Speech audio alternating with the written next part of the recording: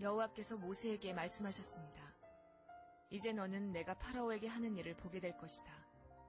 내가 큰 능력을 보여주면 파라오는 내 백성을 내보낼 것이다. 나의 능력을 보고 파라오는 내 백성을 자기 나라에서 쫓아낼 것이다.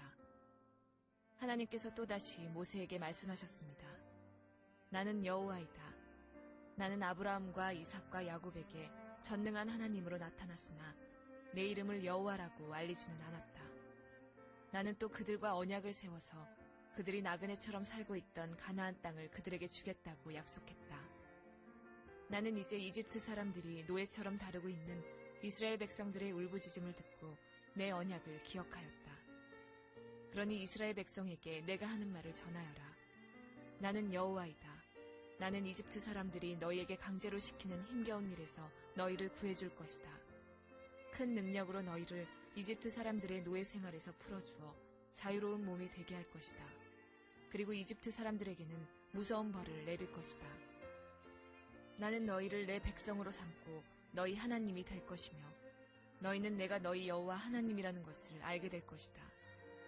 나는 이집트 사람들이 너희에게 강제로 시키는 힘든 일에서 너희를 구해낼 너희의 하나님이다. 내가 아브라함과 이삭과 야곱에게 손을 들어 약속했던 땅으로 너희를 인도하리니 나는 그 땅을 너희에게 줄 것이다. 나는 여호와이다. 그리하여 모세는 이 말씀을 이스라엘 백성에게 전했습니다. 그러나 그들은 용기를 잃어버린 데다가 너무나 고된 노예 생활을 했기 때문에 모세의 말을 들으려 하지 않았습니다. 여호와께서 모세에게 말씀하셨습니다. 가서 이집트 왕 파라오에게 이스라엘 백성을 이 땅에서 내보내야 한다고 말하여라. 그러나 모세가 대답했습니다. 이스라엘 백성도 제 말을 들으려 하지 않는데 하물며 파라오가 제 말을 들을 까닭이 있겠습니까? 더구나 저는 말이 능숙하지 못합니다. 하지만 여호와께서는 모세와 아론에게 이집트 왕 파라오에게 가서 말을 전하고 이스라엘 백성을 이집트에서 인도해내라고 명령하셨습니다. 가슴에 손을 얹고 우리 하나님 말씀 듣도록 하겠습니다. 한번 따라해 주시면 감사하겠습니다. 하나님은 나를 사랑하십니다. 나는 그 사랑 안에 있습니다. 하나님은 오늘 나에게 말씀하실 것입니다. 그 말씀에 능력이 있습니다. 그 말씀에 생명이 있습니다. 나의 마음을 하나님께 열겠습니다. 나의 생각을 예수님께 집중하겠습니다. 들은 만큼 변합니다. 들은 만큼 행복해집니다. 처음 오신 분들은 오늘 예배 끝나고 내려오셔서 유리방에서 저와 인사하고 기도하고 돌아가실 수 있게 되기를 바랍니다. 출애굽기를 보면서 여러분들께서 계속 생각하면서 마음속에 품고 계셔야 되는 내용은 바로 하나님의 구원이라고 하는 위대한 사건입니다.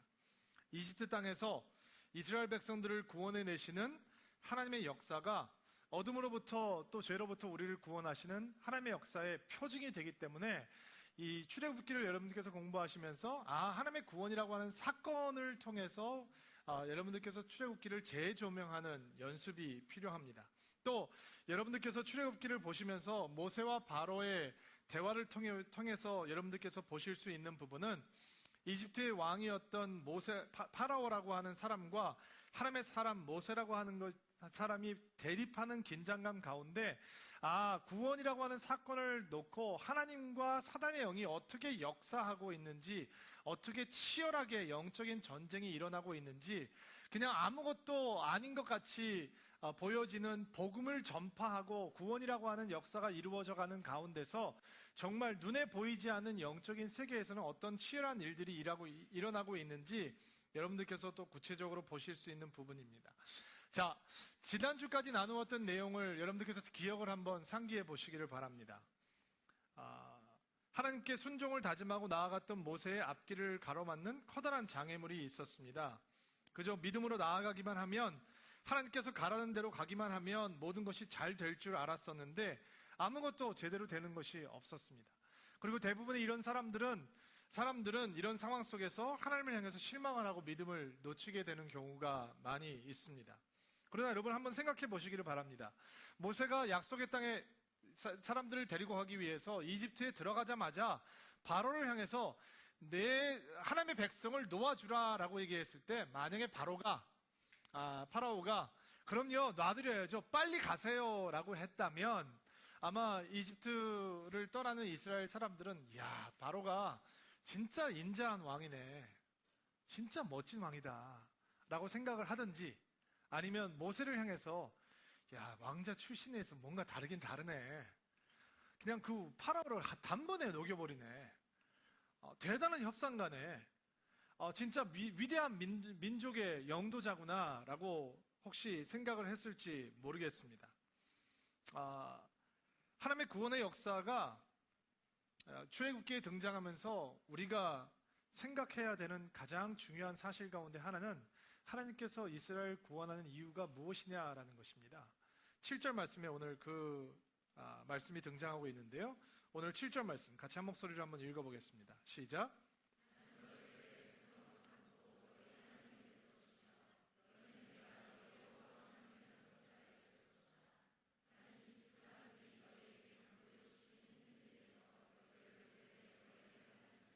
자, 하나님께서 뭐라고 말씀을 하고 계시냐면 이스라엘을 하나님의 백성으로 삼고 하나님께서 그들의 하나님이 되시며 이스라엘이 하나님께서 여호와 하나님이라는 것을 믿게 되는 것이 바로 구원의 이유라라고 분명히 명시하고 계십니다. 이것을 이루기 위해서는, 자 보세요, 하나님께서 이스라엘을 하나님의 백성을 삼으시고 그 백성으로 하나님을 하나님으로 삼게 하시고 그 백성이 하나님을 여호와 하나님인 것을 알게 하기 위해서는 구원의 여정 가운데서 어떤 사람도 주목을 받으면 안 되는 거란 말이죠.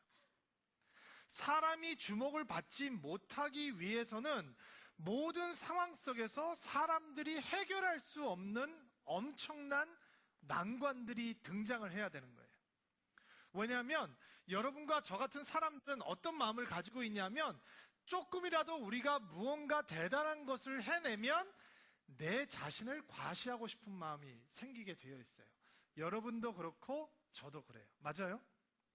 조금만 뭐 하면 내가 그것을 드러내지 못해서 너무너무 안달인 거죠. 제가 오래전에 이민교회에 있을 때 건축을 아름답게 해놓은 그 이민교회 건축위원장 장로님과 대화를 할 수 있는 기회가 있었습니다. 근데 너무 아름답게 교회를 잘 지은 교회이기 때문에 이제 부러움이 대상이 됐었죠. 그 교회가 이민교회 가운데는. 그래서 그분의 이제 간증을 들으면서 참 저희 교회도 그때 이 건축을 준비하고 있었기 때문에 많은 도전을 받고 싶다라는 생각에 어떻게 그런 큰 일을 감당하게 됐는지 이제 간증을 요청을 했는데, 처음에는 하나님의 은혜를 이야기하면서 이렇게 얘기를 시작하시더라고요. 근데 얘기를 한참 진행하시다가 얼마나 할 얘기가 많겠어요. 그 엄청난 일을 했으니까. 근데 얘기를 진행하다가 주어가 살짝 바뀌는 거예요. 주어가 하나님의 은혜라고 하는 그 주어에서 자꾸 내가라는 주어로, 제가라는 주어로 바뀌는 거예요. 근데 여러분, 교회 건축은 성도들의 헌신적인 희생과 눈물의 기도가 있어야 가능한 거잖아요. 건축위원장이 혼자 교회를 지어내는 게 아니거든요. 물론 수고도 많이 하겠죠. 남들보다 더 많이 와서 돌아봐야 되고, 남들과 더 함께 미팅을 해야 되고 하는 일이 많겠죠. 그러나 교회는 성도들이 지은 것인데도 불구하고 얘기가 진행되면 진행될수록 자꾸 자기가 혼자 지었다는 생각이 들게끔 얘기를 하시는 거예요. 물론 그분이 의도가 그렇지 않을지 모를지만 속에서 있는 마음이 등장하게 되는 거죠. 왜냐하면 여러분과 제 마음속에는 그런 죄성이 남아있기 때문이에요. 창세기 3장을 보면 인간이 타락하는 현장에서 사단이 뭐라고 유혹하는지 아세요? 네가 이것을 먹으면 하나님처럼 될 수 있어. 그리고 망설이지 않고 인간은 그것을 따먹게 되는 거죠. 그리고 몇 장이 지나가서 창세기에 바벨탑이라고 하는 사건이 나오는데, 거기에 보면 우리가 하늘로 쌓아가는 높은 탑을 쌓아서 우리의 이름을, 우리의 업적을 드러내자라고 하는 인간의 가시욕이 등장하고 있어요. 그것이 자신들의 이름을 높이고자 했던 인간의 죄성의 말로였죠. 여러분, 이스라엘의 구원을 위해서 소명을 받은 사람은 누구입니까? 모세였습니다. 그러나 이스라엘의 구원의 역사 가운데서 주체는 누가 되어야 되는 거냐면 모세가 아니라, 파라오가 아니라 하나님이셔야 됐습니다. 그래서 상황이 지금 더욱더 나빠지고 최악으로 치닫고 있는 거예요. 지난주에 모세가 했던 기도를 기억나세요? 출애굽기 5장 22절, 23절 말씀 한번 읽어보시겠어요? 시작.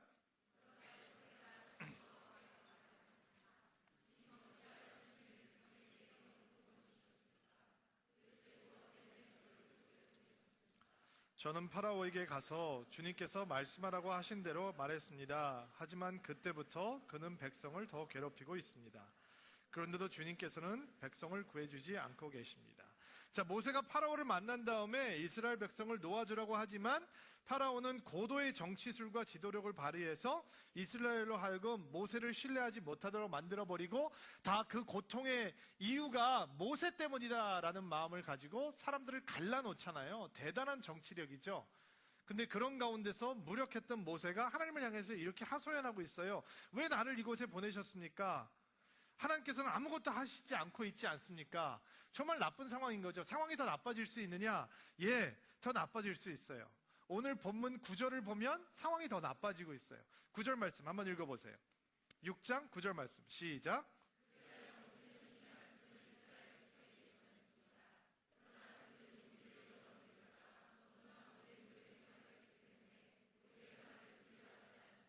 자, 상황이 나빠지는 것보다 더 심각한 문제는 뭐였냐면 이스라엘 백성들이 너무 용기를 잃어버리고 낙심을 해서 모세의 말을 들으려고조차 하지 않았다는 거예요. 근데 더 심각한 문제는 백성에게 있는 게 아니었어요. 모세에게 있었어요. 10절부터 12절 말씀 시작. 여호와께서 모세에게 말씀하셨습니다. 가서 이집트 왕 파라오에게 이스라엘 백성을 이 땅에서 내보내야 한다라고 말하여라. 그러나 모세가 대답했습니다. 이스라엘 백성도 제 말을 들으려 하지 않는데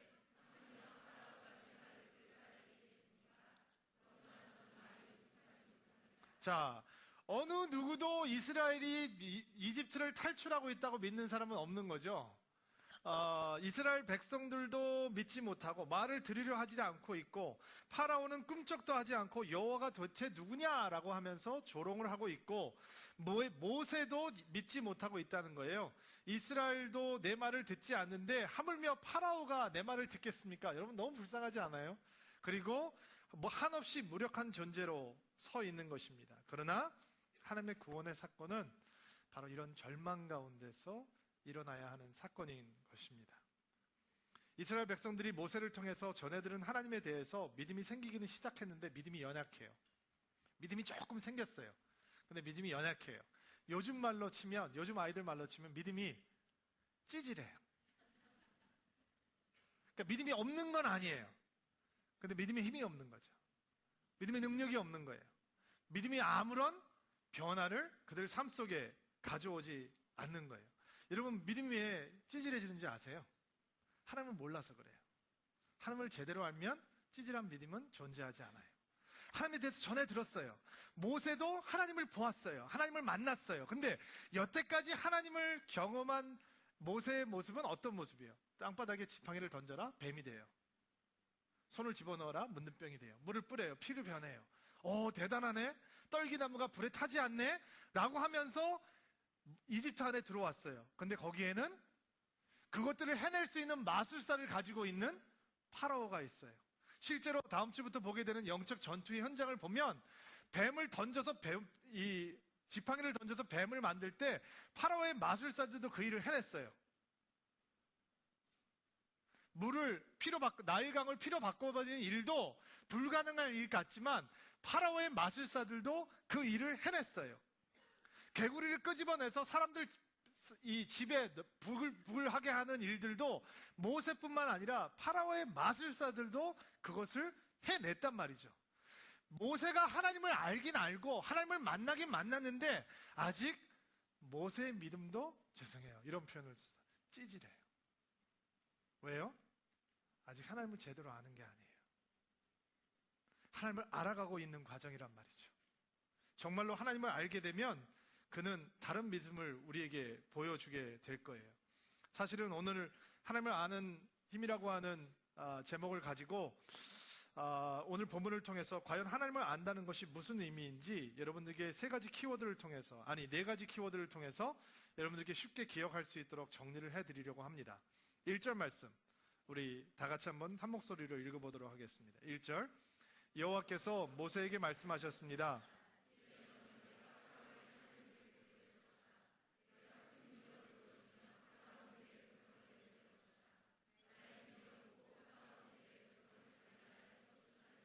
자, 여기서 반복해서 등장하는 단어가 뭐예요? 능력이라고 하는 단어죠. 파워라고 하는 단어예요. 하나님을 안다라고 하는 것은 그분의 능력을 아는 거예요. 아멘? 모세는 호렙산에서 하나님을 만나게 됐어요. 그러나 아직 하나님의 능력에 대해서는 제대로 알지 못해요. 나중에 그가 하나님을 만나게 되면서 점점 그 하나님의 능력 가운데로 들어가게 되고 능력을 체험하게 되고 능력이 그 안에 충만하게 되고 그가 능력 가운데 거하게 되고 이제는 그 능력을 보고 체험함으로 능력을 선포하고 능력을 신뢰하는 믿음을 가지고 있는 사람으로 변하게 되는 것을 여러분들이 목격하게 될 거예요. 이번 주 설교를 준비하면서 아까 말씀드렸듯이 저 엘샤다이라고 하는 노래를 수도 없이 들었어요. 영어 가사를 보면 거기에 이런 가사가 등장을 해요. 하나님께서 바다를 마른 땅으로 변하게 하셔서 사람들로 하여금 건너가게 하셨다는 거예요. 여러분 수도 없이 들었죠? 구약을 읽으면 하나님께서 홍해 바다를 가르시고 백성들을 마른 땅을 건너가게 하듯이 건너가게 했다라는 거예요. 저도 수없이 읽었던 내용이고 수없이 들었던 내용이에요. 마치 구약의 선지자들의 입술을 통해서 고잔한 녹음기를 통해서 전해지는 말씀처럼 바다가 마른 땅처럼 변해서 이스라엘 백성들을 건너게 하셨다라고 하는 이야기를 들었어요. 그리고 우리는 그것을 하나님의 능력이라고 믿는단 말이죠. 근데 제가 여태까지 보지 못했던 또 하는 모습을 보게 되었어요. 그것은 하나님의 능력은 사랑에 근거하고 있다는 거예요. 여러분 생각해 보세요. 바다가 갈라져요. 그리고 그 질퍽거리는 땅을 하나님께서 보시는 거죠. 이스라엘 백성들은 그 질퍽거리는 땅을 신속하게 건너갈 수가 없어요. 그리고 그 땅까지 마르게 하시는 거예요. 그런 배려까지 사랑까지 가지고 계시는 분이 하나님이시라는 거예요. 여러분 종교를 공부하면 다른 신들의 파워의 이야기들을 여기저기서 읽을 수 있어요. 로마의 신화를 봐도 그런 파워는 등장하고 그리스의 신화를 봐도 그런 파워는 등장하죠. 그러나 하나님이 십자가에 달려서 죽기까지 보여주시는 사랑의 표현은 어디에도 등장하지 않아요. 예수를 믿는다는 사람들이 목숨을 걸고 어떻게 선교지에 가서 그 젊음을 불태우면서 순교할 수 있었느냐? 하나님께서 자신의 삶을 버리는 사랑의 능력을 가지고 계신 분이시기 때문에 그래요. 성경에 등장하고 있는 기적의 내용들은 하나님께서 얼마나 강력한 힘을 가지고 있는 하나님인가를 증거하는 내용이 아니라 하나님께서 얼마나 사랑으로 충만하신 분인가를 증명하는 내용이라는 것이죠. 그래서 이스라엘 백성들을 홍해를 건너게 하시며 그들이 질퍽거리는 진흙에 빠지지 아니하도록 건너게 하시는 배려가 있고 사랑에 있는 하나님이시라는 것을 우리는 그분의 능력을 통해서 볼 수 있다는 것입니다. 능력을 얘기하면 사람들이 이렇게 질문을 합니다. 목사님, 아무리 기도해도 하나님께서 안 들어주시던데요. 제가 고3 때 기도했어요. 근데 하나님께서 저 재수하게 해주셨는데요. 제가 부모님 병 낫게 해달라고 열심히 기도했는데요. 저희 어머니 투병하시다가 돌아가셨는데요. 열심히 기도했는데 제 사업에 부도를 피하지 못했는데요. 목사님 이런 기도 저런 기도 소원을 가지고 기도하고 있는데 아무런 변화도 없던데요. 하나님 응답하시지 않던데요. 근데 그런 마음이 있으신 분들은 우리가 조금 아까 보았던 출애굽기 5장의 모세의 마음이 바로 그 마음이었다라는 것을 기억하셔야 합니다. 자, 지금부터 졸지 않고 잘 들으셔야 됩니다. 하나님의 능력이 있으십니다. 근데 그 능력은 여러분의 기도를 응답하는 것과 상관이 있기도 하고 상관이 없기도 합니다. 물론 여러분 삶의 현장 가운데서 여러분의 기도가 이루어진다면, 응답이 된다면 여러분은 하나님을 체험하는 은혜를 누리게 될 것입니다. 그러나 그것이 개인적인 체험이 아닐지라도 하나님의 구원의 역사의 흐름 속에서 하나님은 여전히 능력의 하나님이십니다. 제 삶을 돌아보았습니다. 응답되지 않은 나의 부르짖음은 많이 있었습니다. 그러나 여전히 하나님은 구원의 하나님이시요, 여전히 하나님은 신실하신 하나님이시요, 여전히 하나님은 사랑의 능력을 가지고 계시는 하나님이십니다. 더 충격적인 사실은 이것입니다. 모세는 약속의 땅에 들어가지 못했습니다. 약속의 땅으로 인도하라라고 하는 콜링을 받은 그가 약속의 땅을 앞에 놓고 그는 인생을 마감합니다. 그러나 하나님은 여전히 능력의 하나님이십니다.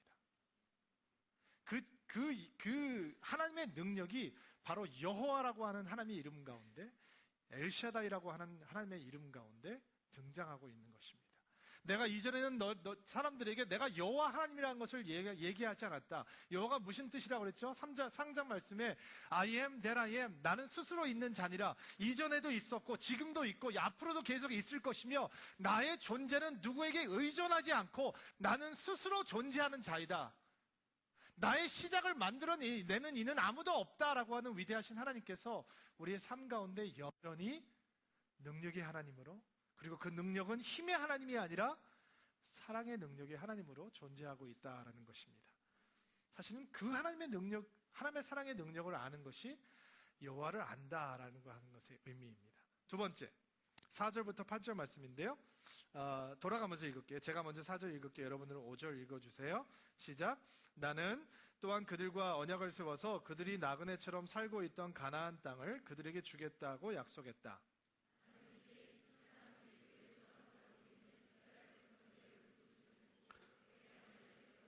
그러니 이스라엘 백성에게 내가 하는 말을 전하여라. 나는 여호와이다. 나는 이집트 사람들이 너희에게 강제로 시키는 힘겨운 일들에서 너희를 구해줄 것이다. 큰 능력으로 너희를 이집트 사람들의 노예 생활에서 풀어주어 자유로운 몸이 되게 할 것이다.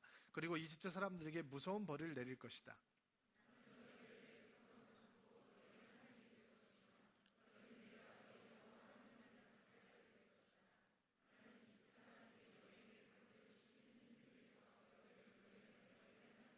자, 8절 다 같이 읽을게요. 내가 아브라함과 이삭과 야곱에게 손을 들어 약속했던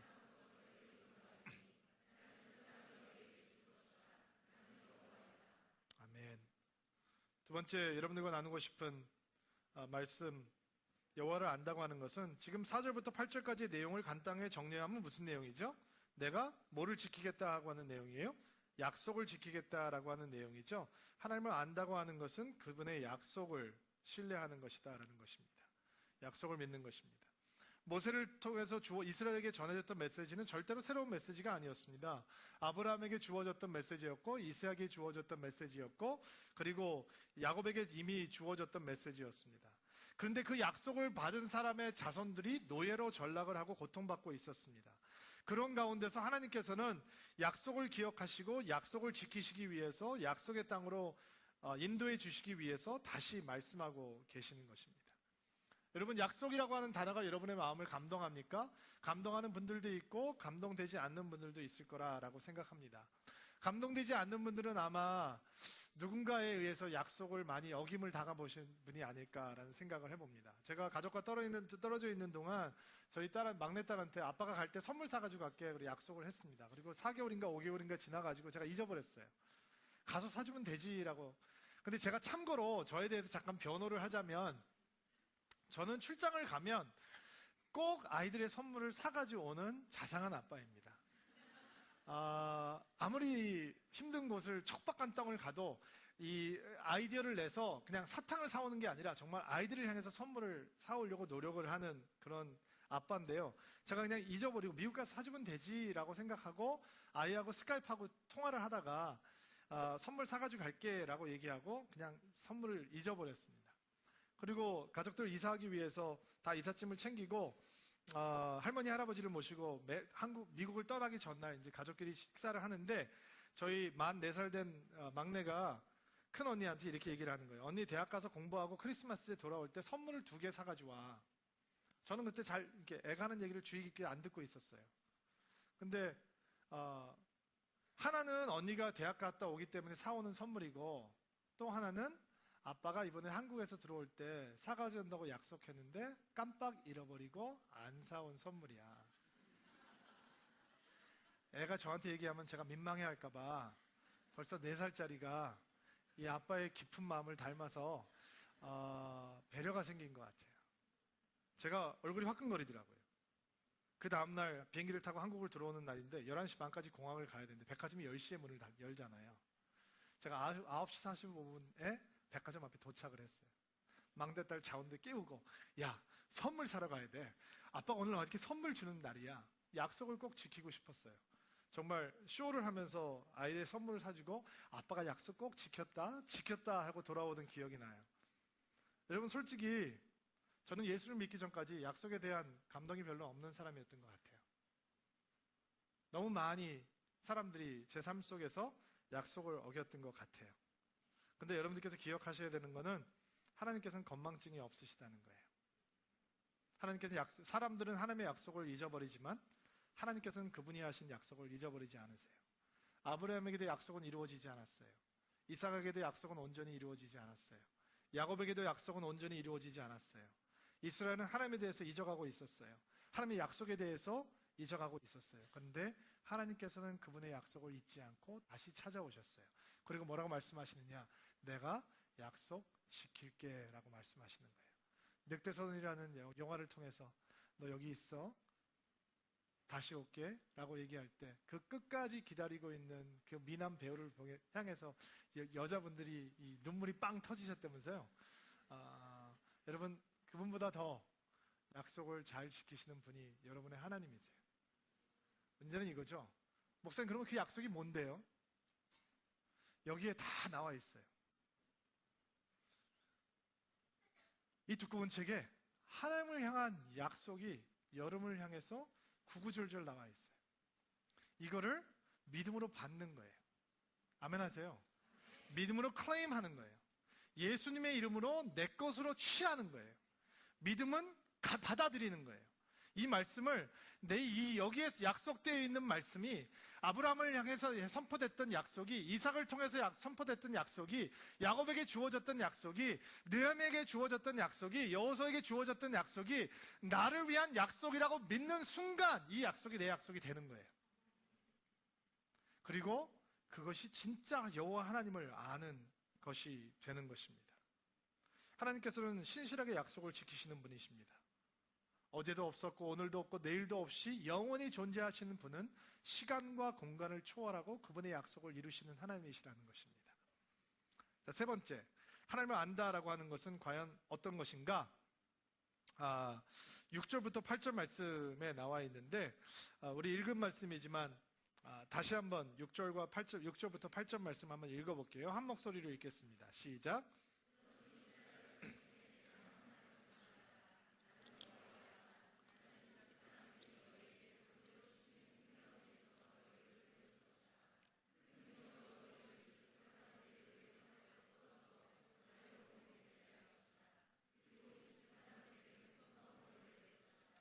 나는 너희를 내 백성으로 삼고 너희 하나님이 될 것이며 너희는 내가 알게 될 것이다. 나는 이집트 사람들이 너희에게 강제로 시키는 힘든 일에서 너희를 구하낼 너희의 하나님이다. 내가 아브라함과 이삭과 야곱에게 손을 들어 약속했던 땅으로 너희를 인도하리니 나는 그와 너희에게 줄 것이다. 나는 여호와니라. 자, 6절부터 8절 말씀을 보면 나는 할 것이다, 영어로는 I will 이라고 하는 표현이 7번이나 등장을 해요. 보세요. 6절부터 보세요. 나는 구해줄 것이다. 나는 풀어줄 것이다. 나는 자유롭게 해줄 것이다. 나는 백성을 삼을 것이다. 나는 하나님이 될 것이다. 나는 인도해 줄 것이다. 나는 너희에게 줄 것이다 라고 하는 하나님의 선포가 있죠.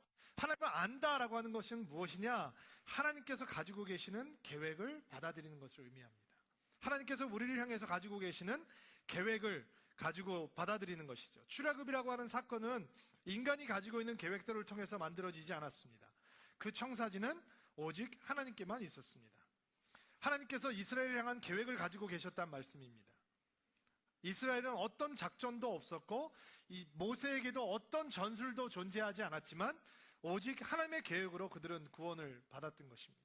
하나님께서 여러분을 향해서 가지고 계시는 계획이 있다 믿으십니까? 그러면 보여주세요, 목사님. 구체적인 계획을 보여주세요 라고 얘기하시는 분들이 있죠. 저는 이 간증이 여러분들에게 새로운 도전이 되기를 바랍니다. 제가 욕심이 많은 사람입니다. 특별히 자식을 향해서 욕심이 많았던 것 같습니다. 지난 1년간 하나님께서 그 욕심을 처참하게 무너뜨리셨습니다. 이렇게 제가 태연하게 얘기하지만 제가 태어나서 이렇게 오랜 시간 동안을 이렇게 많은 눈물로 기도했던 적이 없는 것 같습니다.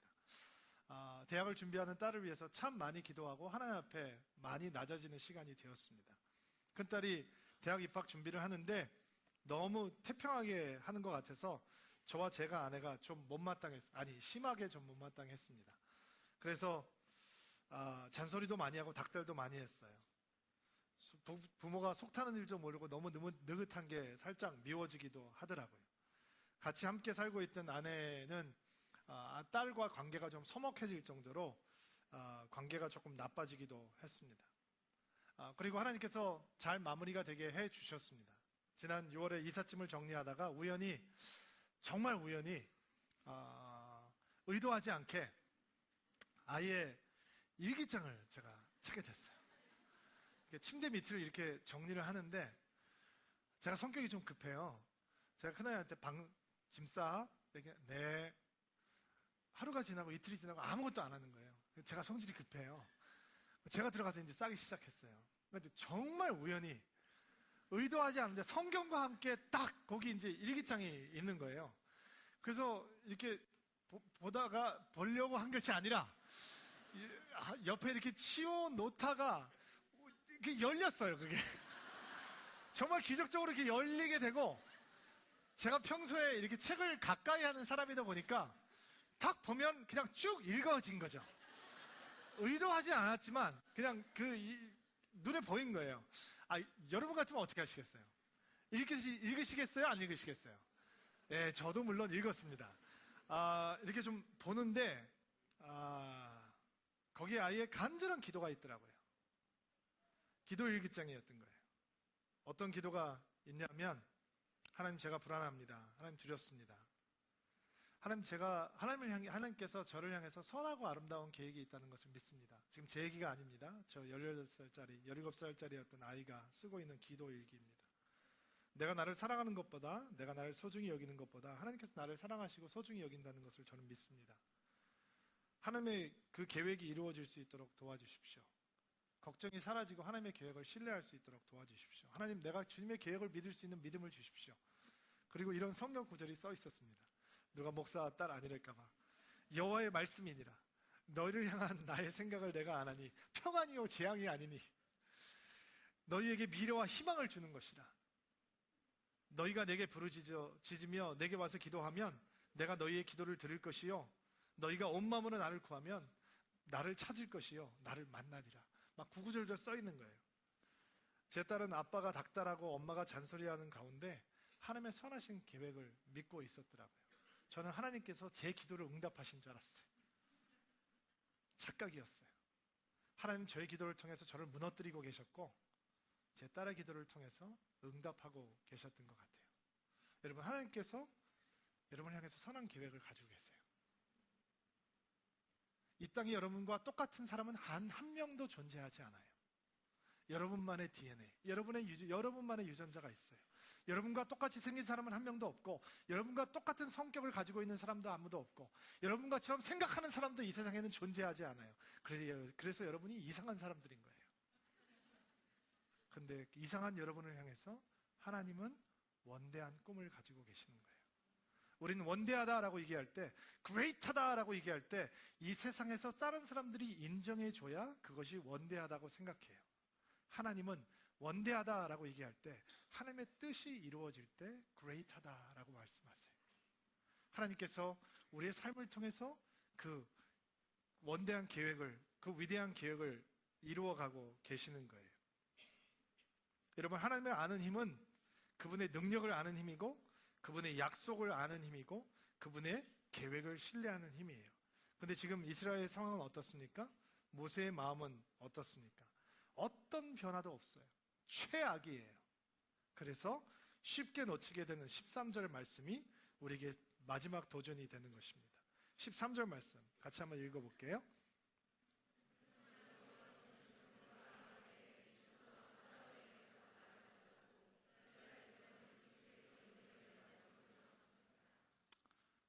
주초에 신 목사님이 저한테 이렇게 물어보더라고요.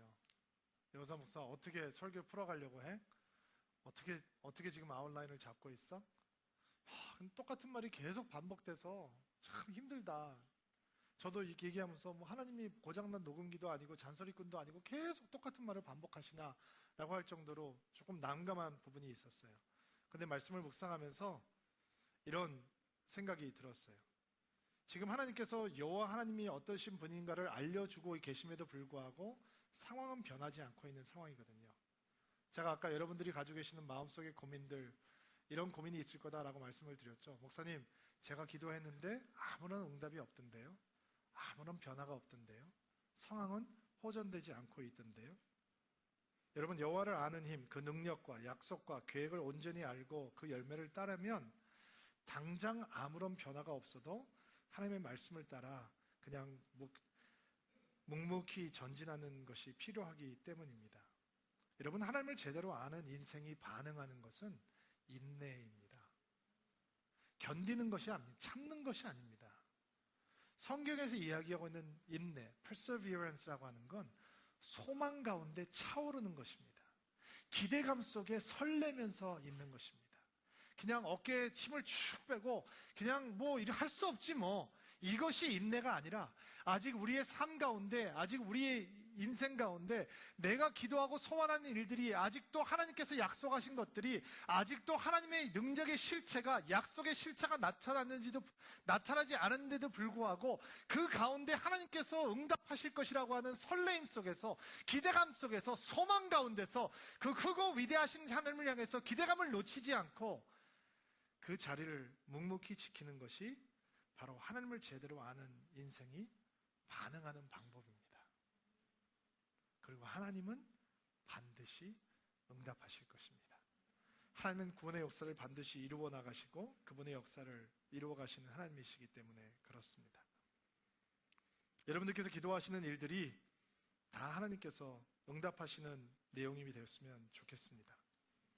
그러나 하나님께서 응답하시지 않는다고 해서 그 하나님이 사기꾼이요, 거짓말장이요, 그 하나님이 신뢰할 수 없는 하나님이 되는 것은 아닙니다.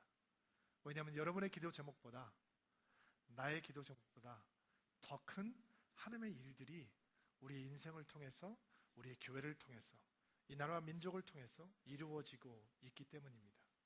여호와 하나님을 안다라고 하는 것은 거기에 대한 신뢰를 온전히 주님 앞에 드리는 것입니다. 하나님을 아는 기쁨과, 하나님을 아는 기쁨과 은혜가 사랑하는 드림인들 가운데 충만하게 되기를 주의 이름으로 축복합니다. 같이 한번 기도하겠습니다. 주님, 하나님의 말씀을 믿음으로 받으며 다시 한번 주 여호와 하나님을 온전히 아는 인생이 되기를 기도합니다. 주의 능력을 알게 하시고 주의 약속을 믿게 하시고 주의 계획을 신뢰하는 복된 드림인들이 될 수 있도록 도와주옵소서. 하나님, 오늘도 예수 그리스도의 십자가를 주목하는 주일이 되기를 원하고 주의 성찬의 테이블 앞에 서서 우리를 거룩하고 순결하게 거룩한 신부로 주님 앞에 드리는 시간이 되기를 소망합니다. 주여, 성찬 가운데 기름 부어주시고 하나님의 성령을 부어 주시옵소서. 예수님의 이름으로 기도하옵나이다.